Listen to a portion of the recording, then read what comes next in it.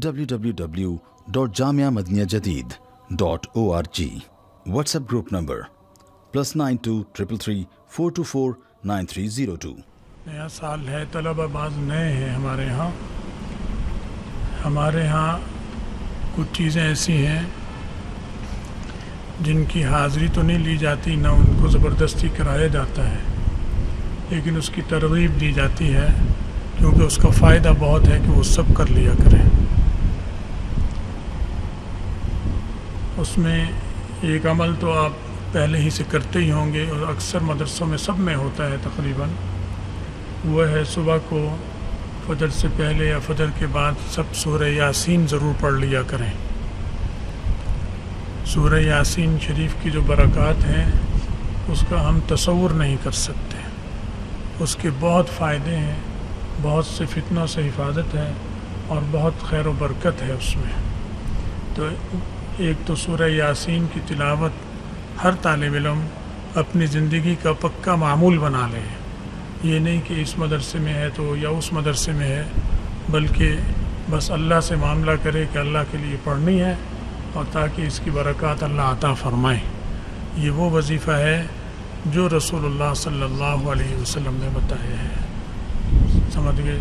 छोटे मोटे आलिम का नहीं है, पीरों के बताए हुए वजीफ़े नहीं हैं, बल्कि सबके सरदार हज़रत मोहम्मद रसूलुल्लाह सल्लल्लाहु अलैहि वसल्लम का बताया हुआ वजीफ़ा है। लिहाजा इसकी क़ुव्वत और तासीर सबसे ज़्यादा है और इसका कोई और वजीफ़ा और अमल मुकाबला नहीं कर सकता। चाहे कोई भी हो, कितना से बड़ा से बड़ा आदमी हो, बाबरकत चीज़ होगी, लेकिन जो वजीफ़ा नबी अलैहिस्सलाम ने बतलाया उसके बराबरी नहीं कर सकता। दूसरा अमल ये है कि ज़ोहर की नमाज के बाद या ज़ोहर से पहले सूरह फ़तह पढ़ लेनी चाहिए।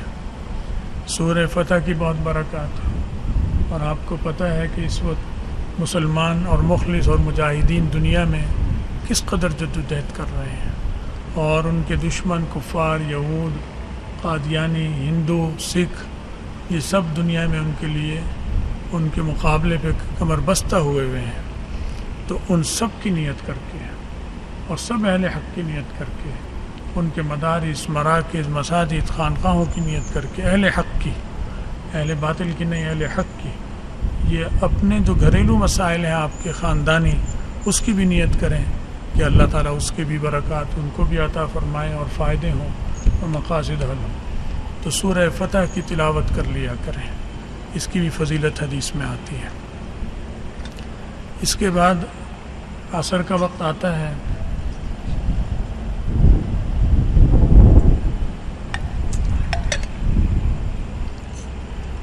ख़त्म ख़ादिगान तो होता ही है, इमाम साहब बताते हैं आपको दरूद शरीफ पढ़ लें, फिर ये पढ़ लें, ला हौला वला कुव्वता इल्ला बिल्लाह, ला मलजा वला मनजा मिनल्लाहि इल्ला इलैह। इस पे भी हिस्सा लिया करें जहाँ तक हो सके। कोई बहुत मजबूरी हो, जल्दी हो तो उठ कर जाए, वरना इसको पढ़ कर फिर जाना चाहिए।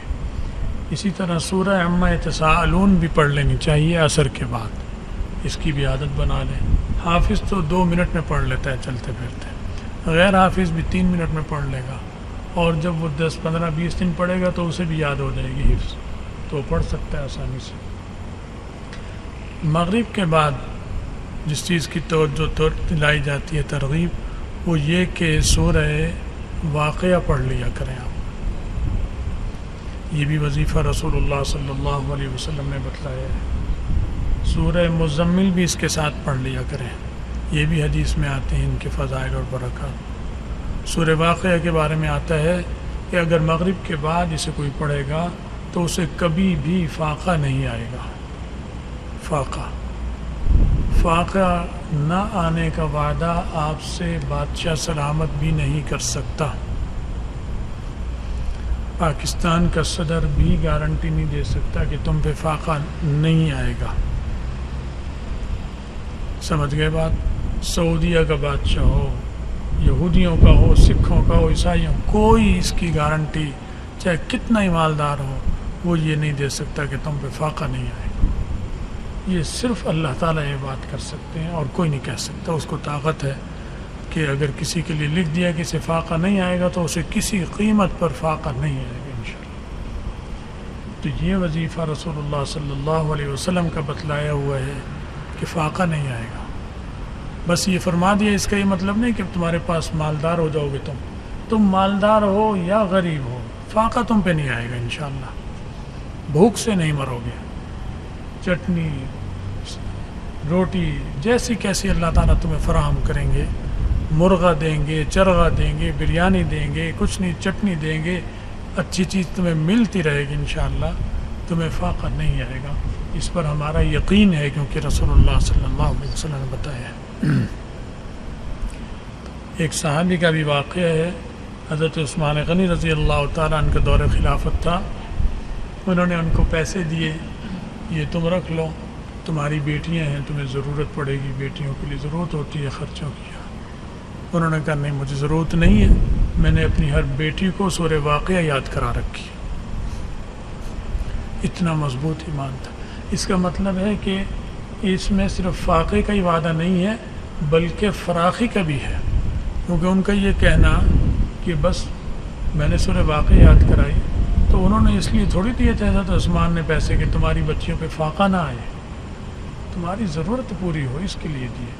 اس کے جواب میں انہوں نے یہ بات کہی، تو اس کا مطلب ہے کہ ضرورتیں بھی پوری ہوں گی انشاءاللہ، قرضوں سے بھی نجات ہوگی، قرضہ ہوگا تو وہ اللہ ادا کرائیں گے، اور بہت سے فائدے۔ بھائی ادھر آ جاؤ، مہربانی کر کے اس طرف آ جاؤ، اس پنکھے کو چھوڑ دو، اس میں کیا دھرا ہے، ہم بھی اس سے دور بیٹھے ہوئے ہیں، دیکھو سب وہاں بیٹھ گئے، یہ جگہ خالی ہے، تم بھی اگر مہربانی کر کے اٹھاؤ، پیچھے تو 15-20 بیٹھے ہیں، چھوڑ دو پنکھے کو، آؤ اٹھ جاؤ شام، ابھی اگر بجلی چلی گئی تو سب ختم ہو جائے گا، 15-20 ادھر بیٹھو، آ کر کوئی حلقہ بناؤ صحیح طرح، برا لگتا ہے، حلقہ بنانا ضروری ہے، رسول اللہ صلی اللہ علیہ وسلم اس پر زور دیتے تھے کہ حلقہ ڈھنگ کا ہونا چاہیے، تو اس میں آ جاؤ، یہاں آئے بیٹھو، سمجھ گئے؟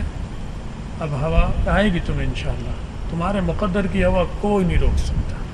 خیر بہرحال تو سورہ واقعہ بھائی مغرب کے بعد، اور اس کے ساتھ کون سی صورت ملاؤ گے؟ سورہ مزمل قرضوں کی ادائیگی کے لیے بہت مؤثر ہے، بہت مؤثر ہے، تو یہ آپ پڑھ لیا کریں مغرب کے بعد، ہمیشہ کا معمول بنا لو زندگی بھر کا، اور اپنے گھر والوں کو بھی سمجھاؤ، نصیحت کرو گے، وہ بھی پڑھ لیا کریں۔ اس کے بعد جو عمل ہے عشاء کے بعد، وہ ہے کہ آپ سونے سے پہلے، چاہے عشاء کے فوراً بعد پڑھ لو، بہرحال سونے سے پہلے سورہ ملک پڑھ لیا کر 29ویں پارے کی۔ یہ اس کا حدیث میں آتا ہے جو یہ پڑھے گا ہمیشہ اللہ تعالیٰ اس کو عذاب قبر سے بچائے رکھیں گے۔ اس کی بھی رہنمائی کرو بھائی بیچارے کی، ہاتھ پکڑ کے ان کو صحیح جگہ پہنچا دو۔ تو خیر جو اسے پڑھے گا اللہ تعالیٰ اس کو کس سے بچائیں گے؟ عذاب قبر سے بچائیں گے۔ حدیث میں آتا ہے کہ فرشتہ آئے گا عذاب کا، اگر خدا نخواستہ عذاب ہوا سزا کا پکڑ دھکڑ کے لیے، تو یہ سر کی طرف سے آئے گا تو وہ کھڑی ہو جائے گی، دانی طرف سے آئے گا تو وہ کھڑی ہو جائے گی بیچ میں، کہ نہیں یہ تو میرا دوست ہے، اس سے میں نے دوستی کی تھی، آج میں اس مصیبت کے وقت میں اسے نہیں چھوڑ سکتی، اس کے کام آؤں گی۔ دیکھ لو وہاں نہ ماں کام آئے گی، نہ باپ، نہ استاد، نہ شاگرد، نہ پیر، نہ مرید، نہ پیروں کے مرید کام آئیں گے، نہ مریدوں کے پیر کام آئیں گے، یہ وظیفہ کام آئے گا جو رسول اللہ صلی اللہ علیہ وسلم نے بتایا۔ تو یہ جب پڑھو گے، حتیٰ کہ وہ پھر دور سے ہی کھڑا ہو کر سوال جواب کرے گا، قریب نہیں آنے دے گی۔ اس کے ساتھ ایک اور صورت ہے، کون سی صورت ہے وہ؟ زور سے بولو، الف لام میم سجدہ، کون سے پارے کی؟ 21ویں پارے کی، وہ بھی پڑھو۔ حدیث میں آتا ہے کہ یہ اپنے اندر ایسے اسے چھپا لے گی جیسے پرندہ اپنے چوزوں کو اپنے نیچے چھپا لیتا ہے، ایسے اس کے اوپر آ جائے گی اور اپنی حفاظت میں لے گی اور عذاب سے بچائے گی۔ یہ بھی آتا ہے قیامت کے دن جب سوال جواب ہوں گے اور وہاں روک سختی ہوئی تو یہ آ جائے گی، اور پھر اللہ تعالیٰ جب اس سے گرفت فرمائیں گے کوئی پکڑ کی تو یہ سفارشی بن کر آئے گی اور کہے گی کہ اللہ اس کو چھوڑ دیجیے۔ آخر میں کہے گی اللہ سے کہ میں تیرا کلام ہوں، یا تو مجھے مٹا دے، نہیں تو اسے چھوڑ دے. تو اللہ کا کلام ہے، اللہ کی صفت ہے، یہ اللہ ہی کرائیں گے، وہ بھی اللہ ہی کے ارادے سے ہوگا جو ہوگا. تو پھر اللہ تعالیٰ کہیں گے جا تو یہ پکڑ کر اسے سیدھی جنت میں لے جائے. تو بھائی یہ دوست تمہارے ہونے چاہیے. شدہ، فدہ، گاما، ساجا، یہ دوست تمہارے کام نہیں آئیں گے. تمہارا دوست، تمہاری سہیلی کون ہونی چاہیے؟ سورہ ملک. تمہارا دوست کون ہونا چاہیے؟ سورہ الف لام میم سجدہ. عورتوں کی سہیلیاں ہیں یہ، مردوں کے دوست ہیں یہ صورت ہے. اس سے دوستی کرو، ہمیشہ کی دوستی کرو. یہ ایسے وقت اور برے وقت پہ تمہارے مدد کرے گی جب دنیا کی کوئی طاقت تمہاری مدد نہیں کر سکتی. پکی بات ہے بھائی. پڑھو گے؟ میں لالچ کی وجہ سے بتا رہا ہوں تمہیں، کیونکہ مجھے بھی ثواب ملے گا. تم پڑھو گے تو مجھے بھی انشاءاللہ ثواب ملے گا. تو بہرحال اس کو اپنے گھر والوں کو بھی بتاؤ. صبح کو سورہ یاسین، ظہر میں سورہ فتح، عصر میں سورہ عما یتساءلون، اور مغرب میں سورہ مغرب کے بعد سورہ واقعہ اور سورہ مزمل، ٹھیک ہے. اور عشاء کے بعد سورہ ملک اور سورہ الف لام میم سجدہ 21ویں پارے کی. یہ معمول بناؤ ہمیشہ. ایک تو یہ ہو گیا. آخر میں جو چیز بتائی جائے گی آپ کو وہ یہ ہے کہ یہ دجالی دور آ رہا ہے یا نہیں آ رہا؟ ہاں بھائی. تو یہ دجالی دور ہے. آخری جو عمل ہے وہ یہ ہے کہ رسول اللہ صلی اللہ علیہ وسلم نے بتایا ہے کہ جو آدمی جمعے کے دن سورہ کہف پڑھے گا، اللہ تعالیٰ اس کو دجال کی فتنے سے محفوظ رکھے. اور دجال کا فتنہ اتنا خطرناک ہے کہ اس سے انبیاء علیہ السلام نے سب نے اپنی اپنی امتوں کو ڈرایا. اس سے کوئی طاقت نہیں بچا سکے گی. تو اس سے بچانے کا اس میں وعدہ ہے. اور دجال کا فتنہ جیسے دنیا میں آنا ہے ایسے قبر میں تو آنا ہی ہے ہر ایک کو پیش. یہ امتحان آتا ہے، ایک دجالی امتحان. تو یہ اس میں بھی کام آئے گی انشاءاللہ. تو ایک تو یہ آپ کریں کہ ہر جمعے کو سورہ کہف پڑھ لیا کرو. جس دن جمعرات ہوتی ہے اس دن جب سورج غروب ہوتا ہے تو شب جمعہ شروع ہو گئی، جمعرات ختم ہو گئی. ایسے ہی ہے نا. ابھی اذان ہوئی، آج اتوار تھا نا، تو ابھی جو ہی مغرب کی اذان ہوئی اتوار ختم ہو گئی، اور کون سا دن شروع ہو گیا؟ پیر کا دن شروع ہو گیا. ایسے جمعرات ختم ہوتے ہی جمعے کی رات شروع ہو گئی. اب چاہے آپ رات کو پڑھ لیں، چاہے صبح فجر سے پہلے، فجر کے بعد، چاہے جمعے سے پہلے، چاہے جمعے کے بعد پڑھ لو. بہرحال سمجھ گئے. اگر کوئی پوری صورت نہیں پڑھ سکتا، مشکل لگتی ہے، تو اس کی پہلی 10 آیتیں، ابتدائی 10 آیتیں روزانہ پڑھو. وہ ہر جمعے کو نہیں، وہ روزانہ. اور وہ آپ چلتے پھرتے اگر پڑھیں گے حافظ تو 20 سیکنڈ لگتے ہیں. ربنا هب لنا من لدنک رحمۃ وہیئ لنا من امرنا رشدا. یہاں پر 10 آیتیں اس کی ابتدائی پوری ہو جاتی ہیں. تو یہ پڑھ لیا کرو. چاہے دونوں پڑھ لو، چاہے ان میں سے کوئی ایک عمل کرو. اللہ تعالیٰ دجال کی فتنے سے محفوظ رکھیں گے. اور وہ بڑا دجال، تو جب بڑے دجال کی فتنے سے بچائیں گے تو اس سے بعد جو چھوٹے چھوٹے فتنے آئیں گے، غامدی دجال کا فتنہ، فلاں کا فتنہ، فلاں کا فتنہ، فلاں، کتنے فتنے ہیں. اور یہ فتنہ بھی ہے نا کم وقت. یہ جو غلام احمد، مرزا غلام احمد، یہ بھی دجال ہے، یہ بھی فتنہ. تو اس لیے یہ نہ سوچنا کہ میں عالم دین ہوں، میں طالب علم ہوں، دین پڑھ رہا ہوں، مجھے خطرہ نہیں ہے. نہ، یہ غلط بات ہے. میں متعدد لوگوں کو سن چکا ہوں، اللہ تعالی ہمیں بچائے، پناہ میں رکھے، عالم ہونے کے باوجود قادیانی بن گئے، مرتد ہو گئے، اسلام سے نکل. اس لیے علم کے زور پر کوئی نہیں بچ سکتا گمراہی سے. یہ صرف اللہ کے فضل اور اس کی مدد سے بچ سکتا ہے، اس کی رحمت سے. اس لیے اس کو پڑھا کرو بھائی. اپنے علم پر، اپنے عالمیت پر کبھی بھروسہ مت کرنا. عالم ہونے کی کوئی حیثیت نہیں، جب تک اللہ کی تائید اور نصرت نہ ہو کسی کی کوئی حیثیت نہیں ہے. تو یہ معمولات ہیں بھائی. میری بات اچھی طرح سمجھ میں آ گئی.